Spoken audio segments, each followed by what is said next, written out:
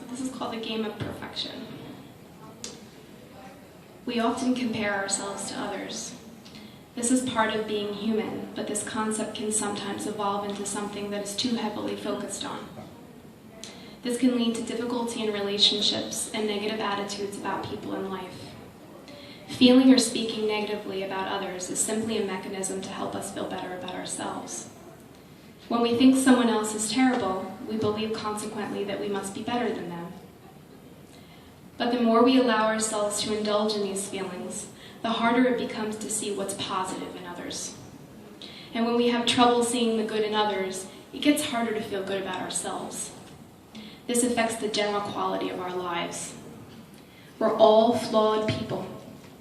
We should not cast judgment on the flaws in others when we too have our own.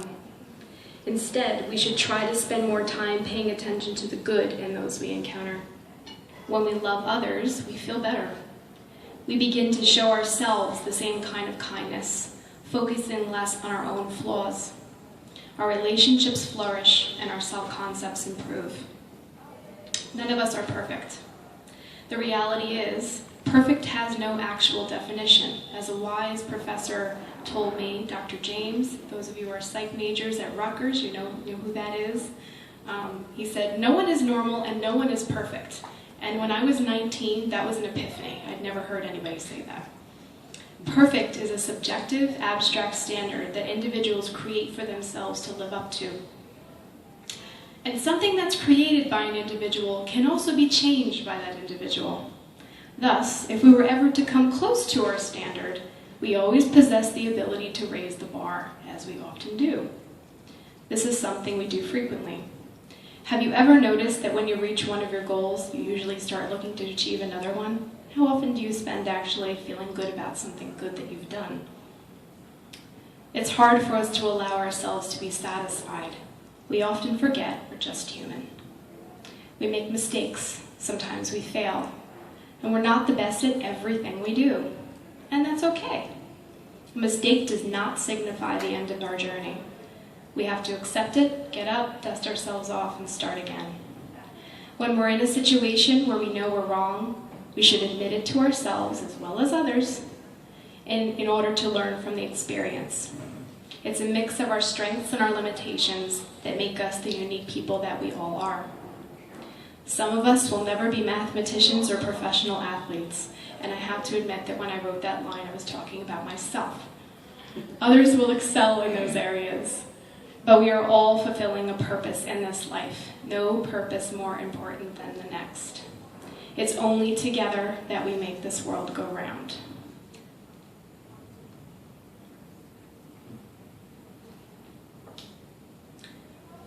It feels good to be kind, with a calming nature of kindness and gratitude. Hi, Dad. When someone does something that bothers us, it's often easy to draw that person's attention to it. But how often do we remember to tell people that they've done something we appreciate? It's just as important for people to know when they've done something special as when they have something that could use improvement. People certainly need to learn from their mistakes in order to grow and develop. However, people should also be afforded the pleasure of acknowledgement when they do something well. Compliments feel good to those both giving and receiving them. It's nice to know that your kind words are the reason for someone else's smile. Sometimes when we notice the strengths of others, we hold back on letting them know what we observed. We do this for a number of reasons. Sometimes we think that person must already be aware of their abilities, so there's no need to say something. Sometimes we think that we'll have another opportunity to acknowledge them. Or maybe other strengths make us feel a little inadequate, and we don't want to call attention to it. It's okay to be a little insecure at times, and believe it or not, a compliment can raise your own self-esteem as well. Rather than letting an opportunity to make someone feel good slip by, we should take advantage of it. It's only natural to occasionally envy others' abilities. We need to accept envy within ourselves and try to turn it into admiration. Admiration can inspire us to achieve great things. We frequently call attention to others when they disappoint us or fail to keep a promise. However, we do not as often remember to say thank you to others for their kind deeds. Saying thank you may seem like such a simple task, but think of how good it can make you feel when you hear it. And it can feel just as good to say it. The more we say thank you to others for their kindness, the more appreciative we become as individuals. It reinforces a feeling of being fortunate, even if just for the small things. And feeling fortunate helps us live more satisfying, healthy lives. In our busy lives, we sometimes look past the people we encounter or forget that they are people too. At some point, you may have noticed a person in front of you online in the supermarket treating the cashier rudely because they're moving too slowly. However, had this person considered that the cashier was just another human being with a life and a job, maybe he or she would have acted differently. Although we may never really be able to see into the worlds of every person we encounter, we can be assured that they have problems and rough days, just like we do. It's better to treat every person you encounter as if they're having one of those days than to assume they should always be on top of their game. Be thankful. We often find ourselves complaining or venting to others about our problems. We all need to voice our frustrations once in a while. However, for all of the venting we do, how often do we acknowledge all the good in our lives? Even during the roughest times, we generally have something to be thankful for, be it shelter, health, friends. It actually feels really good to remind ourselves of the things we do have.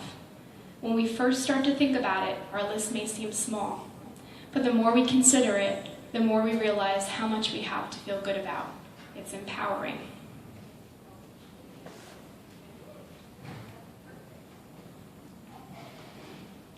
And my favorite of the three, I am enough. Life is funny, it's unpredictable, and just when we think we understand ourselves or others, something unexpected happens that throws us off. The thing is, we're always changing and evolving.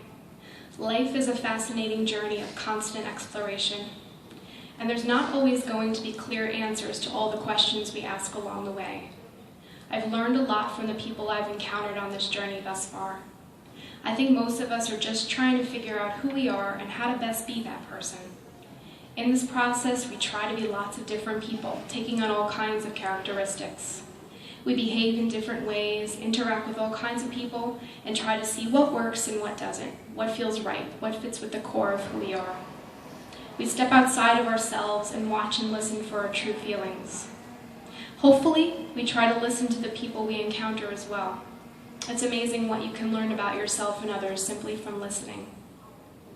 During the second year of my counseling practicum in graduate school, a very wise client ended our final session together by saying, "Thank you for teaching me that I am enough." That statement has stayed with me ever since and has changed the way I understand people. I began to listen to people with particular attention to areas in which they believed they were lacking. I started wondering more and more, could that be what it's all about? If we could just learn to embrace ourselves as we are and come to understand that we're enough, would we live healthier lives? Since my client made that wise statement, I've used this wisdom in my work with clients and in my interactions with everyone that I encounter. Additionally, I've used this belief to guide me on my own journey towards self-understanding. So what does it mean to believe that we are enough? How do we do this? How will we benefit from it, and how does it impact the quality of our lives? When we come into this world, we all start out in different places. Some of us have greater resources, whether it's a supportive family, economic security, or a quality education. Some of us start out with less of these resources. Nonetheless, we all possess the ability to become better at being who we are. Some parts of our journey toward this goal are simple, others more complex. However, if at the end of our journey, we're better able to embrace who we are, strengths, limitations, and all, we have fulfilled the greatest of personal goals. Thank you.